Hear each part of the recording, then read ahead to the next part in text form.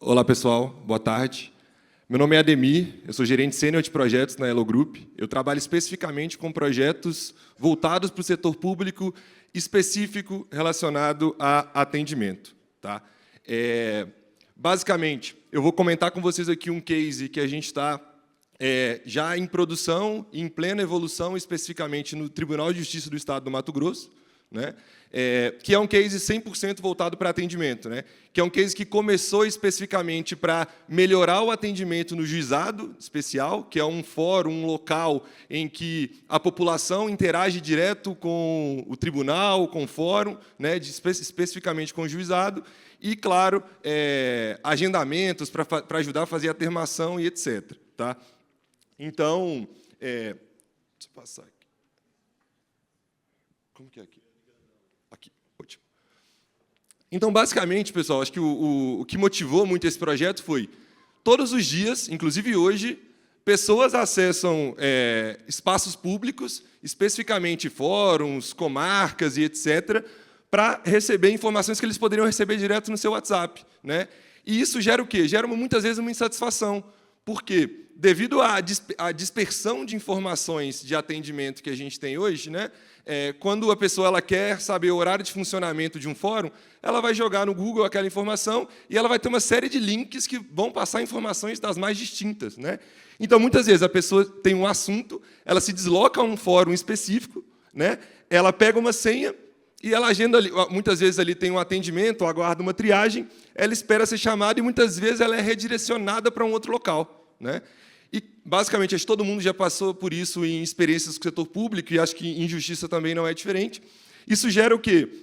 Gera uma insatisfação muito grande do cidadão na prestação daquele serviço, especificamente porque todos os canais dos tribunais hoje estão em silos, né? Então, assim, eu tenho soluções particionadas, eu tenho uma solução para atender o WhatsApp, eu tenho uma outra solução que eu vou ter especificamente ali o meu portal de serviços do tribunal, onde eu vou ter as informações.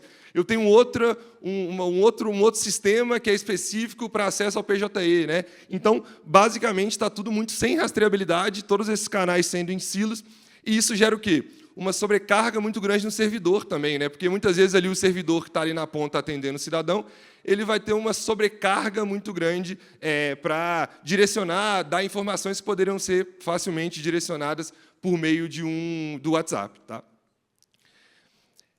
E, assim, o debate aqui que a gente trouxe, que é muito importante, todos esses canais integrados, somado à baixa qualificação das demandas. Muitas vezes a pessoa ela chega no órgão público ali sem uma instrução, sem entender basicamente a própria demanda dela, né? Então ela precisa ser direcionada. O tribunal, por si só, tem pouca visibilidade do atendimento, né? Se eu perguntasse aqui na sala quantas pessoas têm visão de quantos atendimentos ao cidadão, a advogados, a defensores o tribunal realiza hoje, acho que poucas pessoas vão ter um número assertivo, né? Assim, vão ter que pegar, girar relatórios de vários sistemas, né? Toda a distribuição dessas demandas acontece de maneira muito manual, né? Não tem um SLA definido, então está tudo muito fragmentado, né? Então, os tribunais eles passam por um esforço muito grande para gerar todos esses dados e poder tomar decisões. Tá? E, basicamente, como é que a gente acredita que esse modelo tem que funcionar? Basicamente, a gente entende, por meio dessa figura, em que uma série de informações e demandas vão chegando por meio desse N0, que é quando eu não tenho contato com o atendente humano ainda, né? Então, eu vou ter uma série de demandas que chegam dos mais variados contextos, assuntos e etc. Tá? E a ideia é que, com base naquelas setas ali em cima, eu tenho um atendimento N0, que é um atendimento que eu não preciso de uma intervenção humana, que eu consigo direcionar o cidadão com ferramentas de IA, no WhatsApp, chatbots, né? Eu tenho um atendimento geral ali, que eu consigo fazer um transbordo para um humano atender diretamente no WhatsApp, e vocês vão começando a ver que as demandas elas vão começando a reduzir, porque eu vou começando a resolver muita coisa no N0, né? E eu chego no final com o atendimento descentralizado, especializado, com as demandas realmente que precisam chegar lá. né? Então, assim, hoje, basicamente, o órgão público, os tribunais de justiça, eles acabam tendo que, nesse atendimento geral, resolver tudo, né? Em alguns casos, não tem atendimento geral, precisa ir lá na secretaria, ele vai com uma demanda super simples para resolver direto na secretaria, com um órgão super especializado, né? Então, se ele seguir um caminho correto ali, ele vai perpassar por todas essas áreas ali, até chegar do menos especializado até o mais especializado, tá? E como que a gente resolveu isso especificamente no Tribunal de Justiça do Mato Grosso, né? A gente fez a implantação da ferramenta Seidel, tá? Uma ferramenta low-code, e que ela, por característica, ela já tem duas características que são importantes aqui, que é o BPM, então ali eu consigo automatizar serviços, bem como eu também tenho a característica da multicanalidade, né? Então, eu consigo, basicamente, automatizar um serviço de agendamento e disponibilizar esse serviço no WhatsApp, disponibilizar esse serviço por meio de um portal, né? Então, basicamente, a gente precisa entender que o atendimento em tribunais não pode ser visto simplesmente como um suporte, né? É uma área ali, uma área de suporte que vai atender ali o cidadão e acho que não precisa de tanto apoio, né? Basicamente, ele é o front-end da justiça, né? Assim, acho que esse é o que a gente entende muito e que, para o cidadão, como uma plataforma de atendimento única, a face que ele conversa com a justiça de maneira unificada fica muito assertiva, porque ele naturalmente ganha confiança que as informações ali estão assertivas. Para a gestão, eu consigo controlar melhor os dados ali dentro, e para o tribunal, ali especificamente, eu começo a ter uma série de metas do CNJ que dialogam especificamente com relações, tudo relacionado ao atendimento, tá? E acho que um ponto importante é como que a gente resolve isso numa ferramenta como a Seidel, né? Não adianta nada eu tentar resolver o problema de atendimento tendo os canais ainda todos desassociados, tá? Um conceito super importante que eu queria que vocês saíssem com ele aqui desse momento é o conceito de base de conhecimento, tá? Então, por meio da própria ferramenta Seidel One, eu vou criar uma base de conhecimento que ela vai estar estruturada da seguinte forma.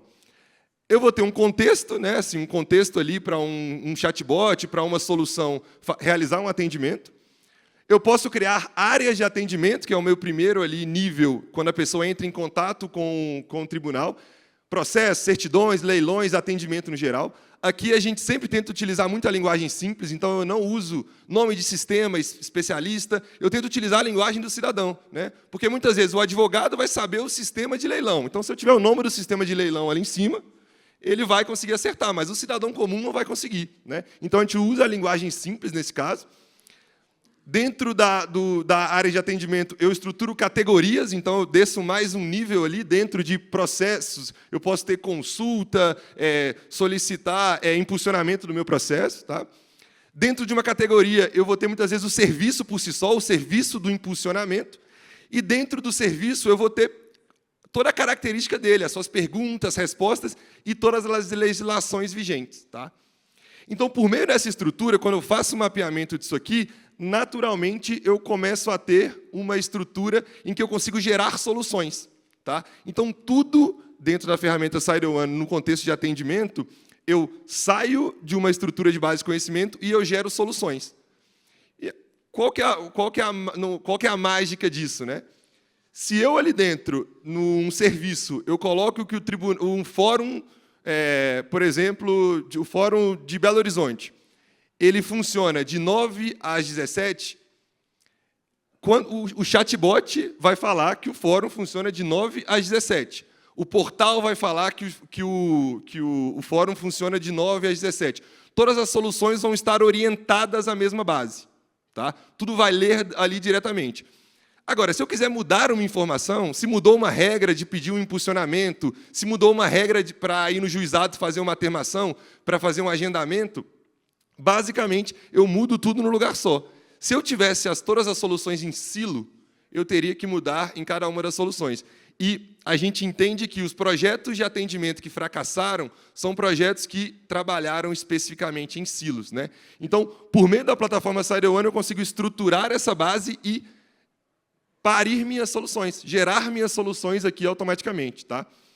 E acho que um ponto super importante aqui é o seguinte: vocês podem, por meio das legislações, das documentações que vocês têm, subir essas legislações direto no CIDL, e o CIDL, por meio do OCR, por meio da IA, ele já gerar os níveis acima, né? Então, ele já identificar quais são os serviços, identificar possíveis categorias. Então, a gestão dessa base de conhecimento fica muito assertiva. Tá?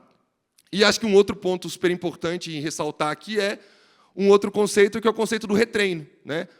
Que é o retreino contínuo. Se eu tiver um feedback negativo em determinada etapa do processo, aqui no portal eu estou tendo uma avaliação negativa quando ele está pedindo para fazer um agendamento de atermação no fórum XPTO.